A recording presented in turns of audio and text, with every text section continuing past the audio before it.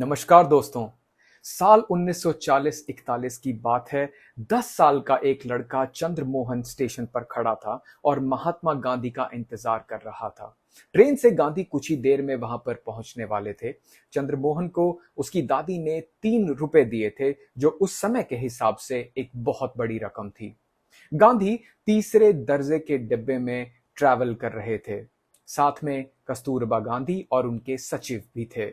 गांधी जी की ट्रेन अपने तय वक्त से 13 घंटे लेट पहुंची। काफी लोग जो गांधी के इंतजार में थे वो निराश होकर वहां से लौट गए, लेकिन चंद्रमोहन वहीं पर था। बापू से मिलने की जिद में उसने ना कुछ खाया था और ना ही वह सोया था। जब गांधी स्टेशन पहुंचे तो स्टेशन मास्टर ने खुद चंद्रमोहन को उनसे मिलवाया। खूब तारीफ भी की। गांधी मुस्कुराए और बालक से पूछा कि जेब में क्या है। लड़के का जवाब था, 3 रुपए हैं मेरी जेब में।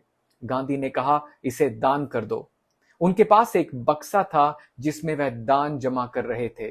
चंद्रमोहन ने कहा, हिम्मत हो तो लेके दिखाओ, या फिर यह बताओ कि दान किस लिए करूं। गांधी ने कहा, यह रुपये गरीबों के लिए दान कर दो। चंद्रमोहन ने बड़ी चालाकी से 3 रुपए बक्से में डाल तो दिए, लेकिन पूरा बक्सा उठाकर चल दिए। चकित गांधी ने उनसे पूछा कि यह क्या कर रहे हो। चंद्रमोहन ने कहा कि पैसा गरीबों के लिए है। मेरे गांव में कई गरीब हैं, मैं पैसा उन्हें दे दूंगा, आप बस मुझे चाबी दे दीजिए।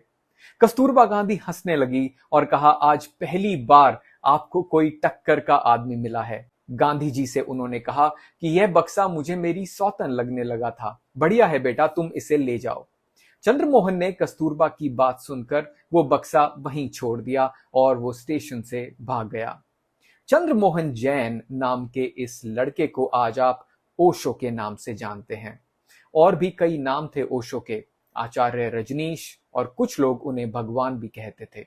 लेकिन अंत समय में उन्होंने ओशो का नाम ही अपनाया।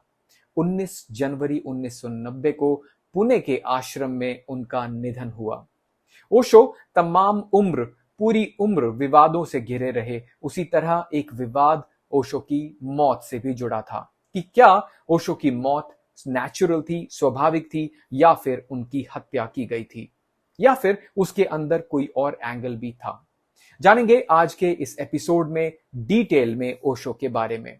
नमस्कार, मेरा नाम है मनोज। ओशो की कहानी शुरू होती है साल 1931 से। मध्य प्रदेश के कुशवाड़ा गांव में पैदा होने वाले ओशो का असली नाम चंद्रमोहन जैन था। फिलॉसफी में रुचि थी तो उसी के प्रोफेसर भी बने वो आगे चलकर। 60 के दशक में ओशो ने पब्लिक में बोलना शुरू किया। तर्क देना और बोलने में वो बहुत ही तेज थे।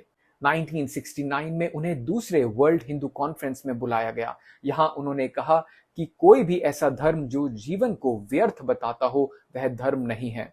पुरी के शंकराचार्य नाराज हो गए और उन्होंने ओशो का भाषण बीच में रुकवाने की कोशिश की। इसी बीच ओशो की एक किताब मार्केट में आई और आते ही इस किताब ने हंगामा मचा दिया था। इस किताब का नाम था संभोग से समाधि तक। नाम से ही आप समझ सकते हैं कि किताब कितनी कंट्रोवर्शियल रही होगी। इस किताब ने ओशो को इंडिया में वर्ल्ड फेमस बना दिया। उन्होंने पुणे के कोरेगांव पार्क में अपना एक आश्रम बनवाया जहां पर वह ध्यान मेडिटेशन सिखाने लगे। दुनिया भर से लोग इस आश्रम में आने लगे, जिसके चलते 1977 के आसपास उनकी सरकार से भी खटपट होने लगी थी। उस टाइम के प्राइम मिनिस्टर मोरारजी देसाई भी ओशो की सोच और टीचिंग्स के विरोधी थे। ओशो को लगा कि अब ज्यादा दिन वह भारत में नहीं टिक पाएंगे, यहां पर बात नहीं बनेगी, तो उन्होंने यूनाइटेड स्टेट्स जाने की ठान ली। अमेरिका के ओरेगॉन राज्य में तकरीबन 64,200 एकड़ बंजर जमीन पर उन्होंने एक बड़ा कम्यून बनाया, जिसको नाम दिया गया रजनीशपुरम। एक छोटे शहर जैसा कहा जाए तो गलत नहीं होगा। 3 वर्षों के अंदर ही उनके फॉलोअर्स ने एक बंजर डेजर्टेड जमीन में सुंदर शहर बना दिया। दोस्तों, इस शहर में लगभग 7,000 से अधिक नागरिक थे। इसके अलावा यहां पर fire brigade system, police, restaurant, shopping complexes और टाउन हाउसेस के साथ साथ 42,000 फीट लंबी हवाई पट्टी, एक सार्वजनिक बस सेवा के अतिरिक्त सीवेज प्लांट और जलाशय जैसी नेसेसरी सुविधाएं और लग्जरी यहां पर अवेलेबल थी। क्योंकि यहां पर जो लोग रहने वाले थे वो अपने अपने फील्ड के ज्यादातर एक्सपर्ट्स थे और उन सब ने अपना एक्सपर्टीज यहां पर डोनेट किया था इस आश्रम को बनाने के लिए।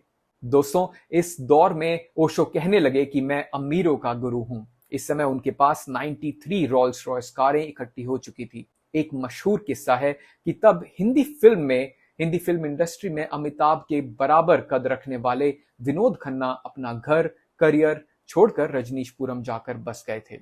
रजनीशपुरम ओशो का सपना था, एक नई दुनिया बसाने का। लेकिन जैसा कि कहते हैं कि नर्क जाने का रास्ता बेहद अच्छी नीयतों से तैयार होता है, ओशो के कम्यून में भी कई गड़बड़ियां होने लगी। मां आनंदशीला नाम की उनकी सेक्रेटरी, जो बायो टेरर अटैक में दोषी पाई गई, उन्हें 20 साल की सजा भी हुई।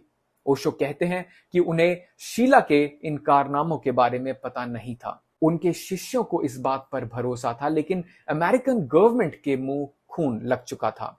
सरकार पहले ही रजनीशपुरम को संदेह की दृष्टि से देख रही थी। इसका कारण था अमेरिकी सरकार का एक पुराना कड़वा अनुभव। साल 1979 में दक्षिण अमेरिका में एक देश गुयाना में एक घटना हुई थी जिसमें जिम जोन्स नाम के एक गुरु के कारण 918 लोगों की मौत हो गई थी। इनमें अधिकतर अमेरिकी नागरिक थे और एक अमेरिकी सांसद भी थे। दोस्तों, जिम जोन्स ने भी रजनीशपुरम की तरह ही एक शहर बसाया था, जोन्सटाउन, जहां उसने एक नए धर्म की शुरुआत की थी। हालांकि यह धर्म नहीं, एक कल्ट था। वो कहता था कि वह एक नई दुनिया बसाएगा जहां पर सब बराबर होंगे। इस सब्जबाग की ख्वाहिश में हजारों लोग जोन्सटाउन गए और मारे गए।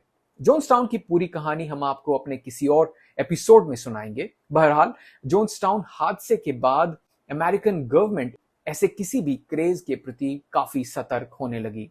इसलिए जैसे ही मां आनंदशीला वाला केस हुआ, सरकार ने रजनीशपुरम पर शिकंजा कसना शुरू कर दिया। इमिग्रेशन रूल्स के उल्लंघन हुए और कई मामलों में ओशो को गिरफ्तार कर लिया गया। कई दिन जेल में बिताने के बाद ओशो को देश निकाला दे दिया गया। अमेरिका के अलावा 21 देशों ने उनके एंट्री पर, उनके प्रवेश पर प्रतिबंध लगा दी।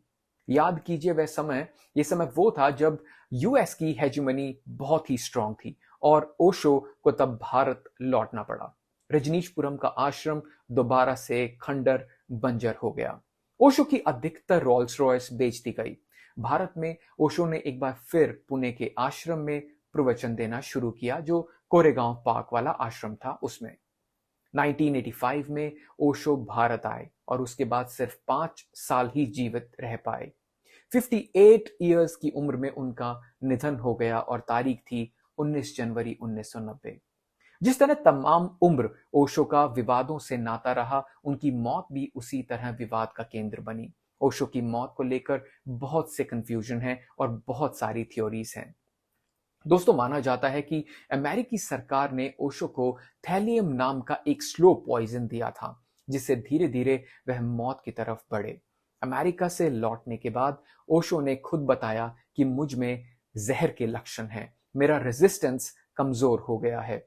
उन्होंने यह भी कहा कि उन्हें खुद इस बात का शक था जब उन्हें अमेरिका में गिरफ्तार किया गया था और बिना किसी वजह बताए उन्हें बेल नहीं दी गई।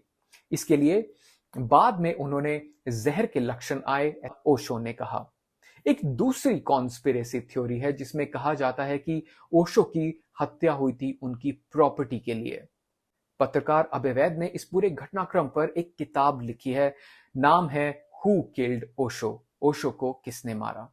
इस किताब में वैद कुछ सवाल उठाते हैं, जैसे कि ओशो की मृत्यु के पिछली रात करीब 1 बजे डॉक्टर गोकुल को आश्रम से फोन किया गया।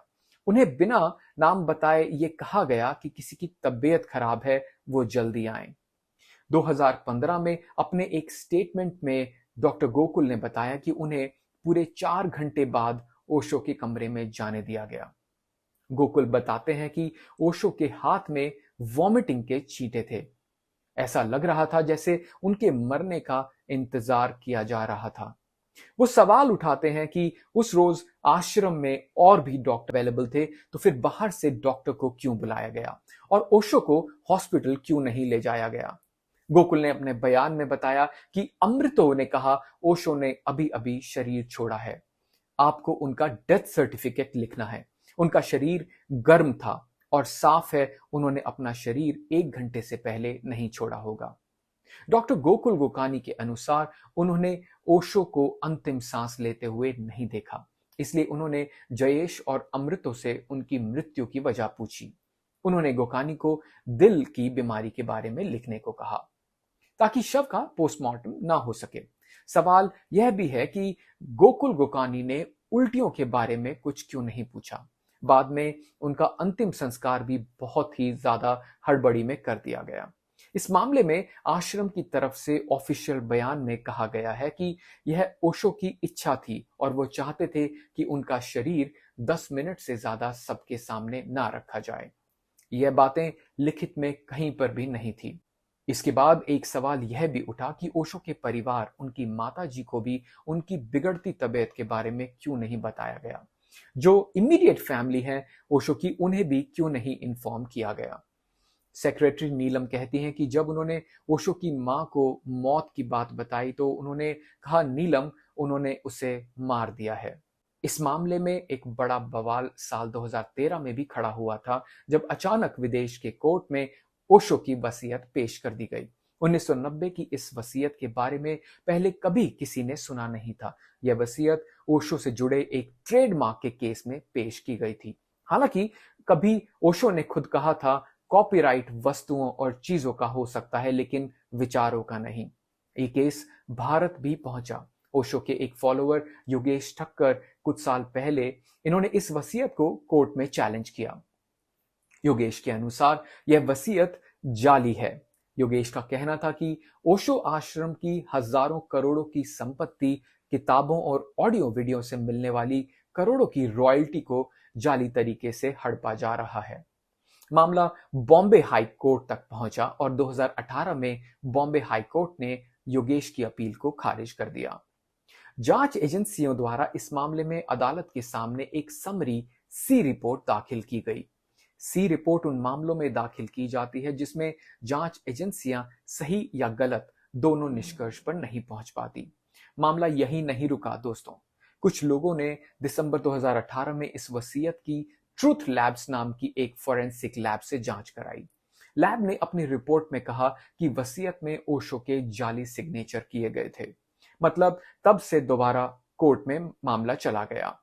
ओशो की मृत्यु का यह विवाद ऐसे तमाम विवादों की फेहरिस्त में शामिल है जिसका ठीक ठाक जवाब शायद ही मिल सके। दोस्तों, ओशो 21वीं सदी में अभी भी उतने ही लोकप्रिय हैं। उनकी किताबें हजारों की संख्या में बिकती हैं और आज भी लोकप्रियता के वर्तमान अगर पैमानों से देखा जाए तो ओशो की वीडियो सोशल मीडिया पर लाखों की संख्या में देखे भी जाते हैं। उनके फॉलोअर्स मानते हैं कि ओशो ना ही पैदा हुए और ना ही मरे, बस इस धरती पर आए 11 दिसंबर 1931 से लेकर 19 जनवरी 1990 के बीच भ्रमण करने के लिए। आज के लिए इतना ही दोस्तों। अगर ये वीडियो इंफॉर्मेटिव लगा हो तो प्लीज वीडियो को लाइक कर दीजिएगा और अगर आप चैनल पे नए हैं तो प्लीज चैनल को सब्सक्राइब कर लीजिएगा। आज के लिए बस इतना ही। आपका बहुत बहुत धन्यवाद। Thank you.